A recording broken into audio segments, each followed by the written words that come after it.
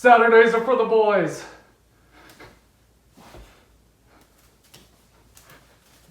So what do we got today? Well, I'm throwing a going away party for me and one of my friends because we are both moving out of state at the end of the month. So I thought we were going to watch some movies, but also I'd make some queso for everyone. So here we've got super duper awesome queso recipe.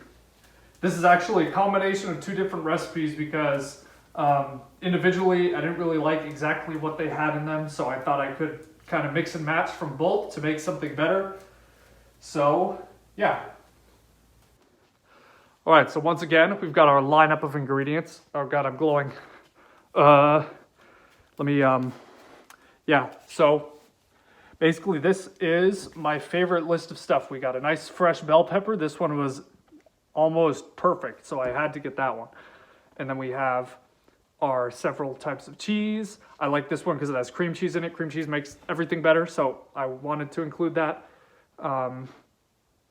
We have several types of peppers. These are all going to be really good added in, so I hope this is as awesome as it sounds. Let's go ahead and put everything together. So something I'm going to try to do now, which I forgot to do for all the previous ones, is actually show how much all this stuff costs. And for some reason, just these ingredients to make queso cost almost $30. This was, what was it? Let me see. This was $27. But if you ignore the 2 blocks of cheese and the 2 bags of chips, it goes down to like $17 because of course cheese and chips are expensive. So yeah, but in general, why are groceries so expensive? But besides that, these recipes both call for cooking it in a skillet, but I would like to cook it slow in a crock pot. That way it gets a better mixing consistency and it makes all of the vegetables and ingredients a little bit softer so they're easier to eat, because otherwise they'll still be a bit crunchy when you're having them, and queso is kind of weird with like crunchy things inside it. So I'm going to go ahead and try and adapt it into there. The first thing we actually need to do is shred up the cheeses so that they can start warming up so that they can melt easier. So we'll go ahead and get that taken care of and then move on to the other stuff.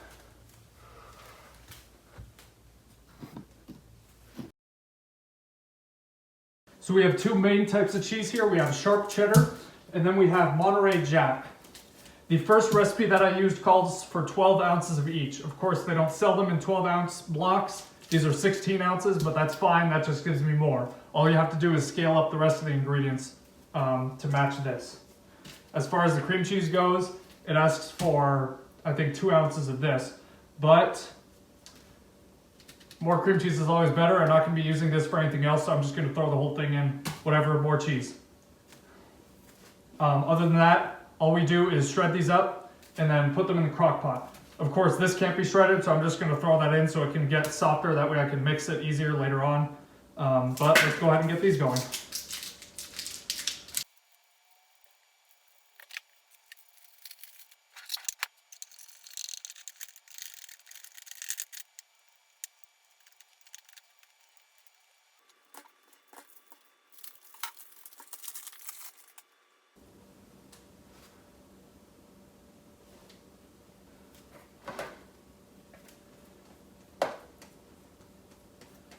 It's cheese! Yay!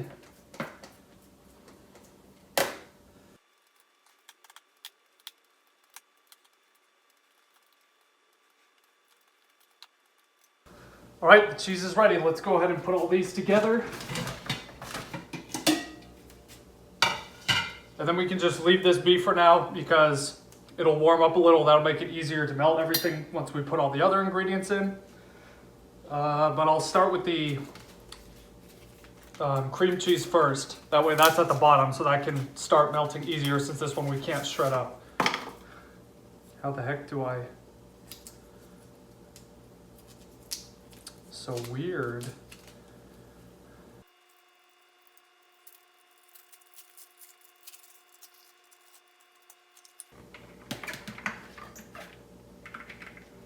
As I almost spill all of it.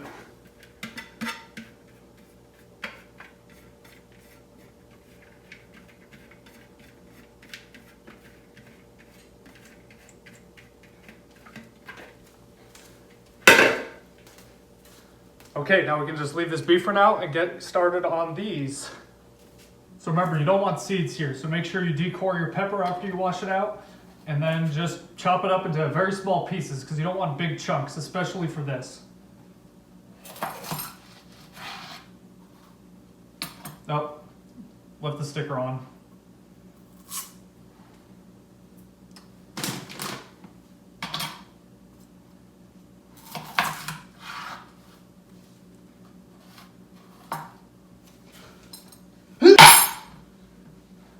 Magic.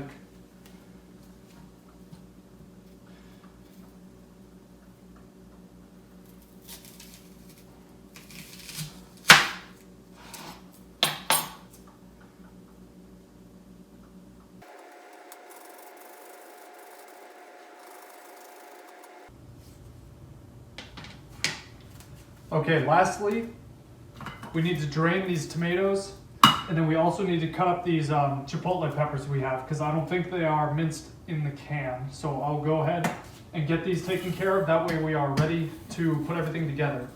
Oh, before I forget, pickled jalapenos. The recipes call for fresh jalapenos. You know how I hate regular jalapenos. So these ones are also already cut up, but there are some seeds at the bottom, so I will drain them out and then try and get all the seeds out because we don't want any of that in our queso. So that'll be included with this, so let's go ahead and get that taken care of, and then we can get started. So the chipotle peppers don't come diced, but they also have 10 million seeds inside of them, so I give up. People can just deal with the seeds.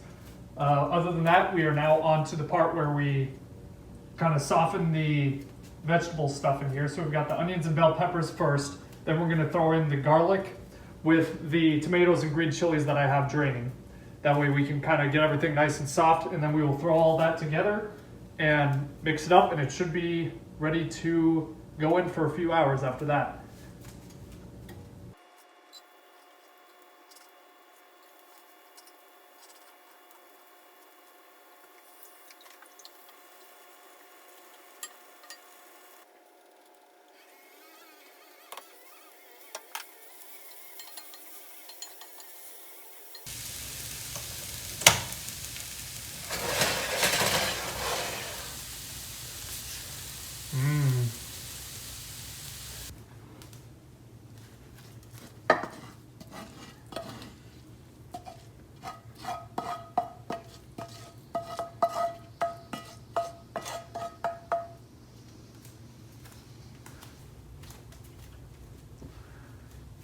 So now, before I forget, let me put in the seasonings. We're gonna need 2 2/3 of a tablespoon of all-purpose flour. Then we need 1 teaspoon of cumin, and just kind of however much looks okay of salt and pepper.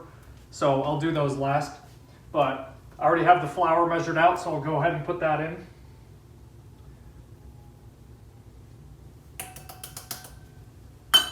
Flour is used here as kind of a thickening agent because otherwise it'll be a little too soupy, because we're going to be adding milk in after this.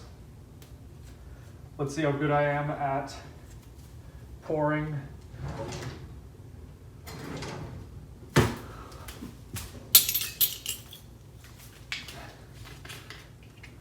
All right, here we go. Time for a disaster. Let's just put it over here so I can put a little extra in if I spill any.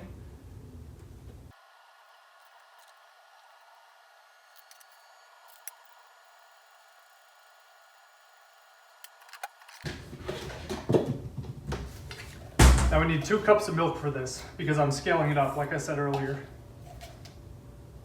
That's why we needed a weird measurement of flour.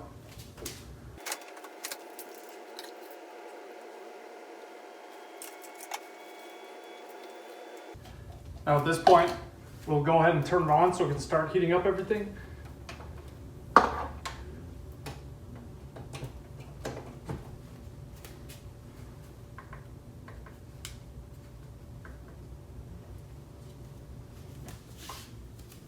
So go ahead and put these in too, before I forget.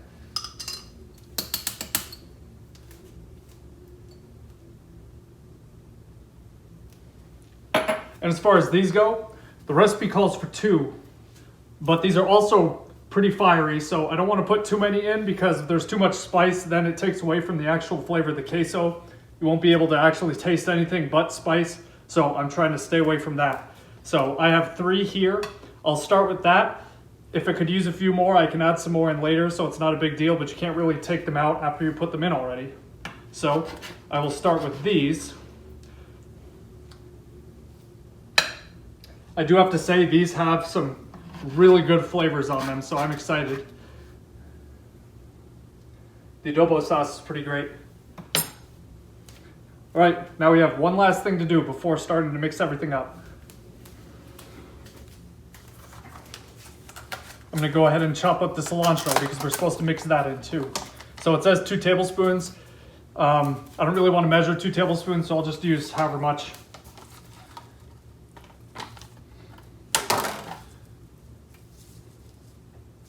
We just gotta chop it up nicely. If I can figure out how to get that going. Ah!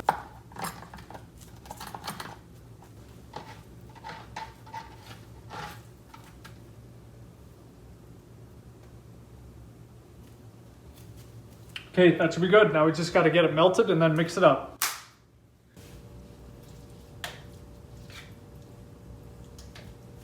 All right, I think that covers everything for this. I'm gonna put it on low for about 4 hours. Now before I forget, there's one thing you have to keep in mind for this one is that you can't leave it alone. You have to continuously stir it every few minutes. Otherwise it'll just burn the cheese to the sides. That's why these normally were supposed to be made in the skillet, because in the skillet you're constantly mixing everything. This one, just make sure you're stirring it. That's about it. But that should be it for this one. So thanks for joining me, and I will see you all in my new state.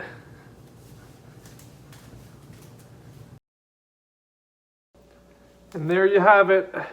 Cheese. Ooh, look at that.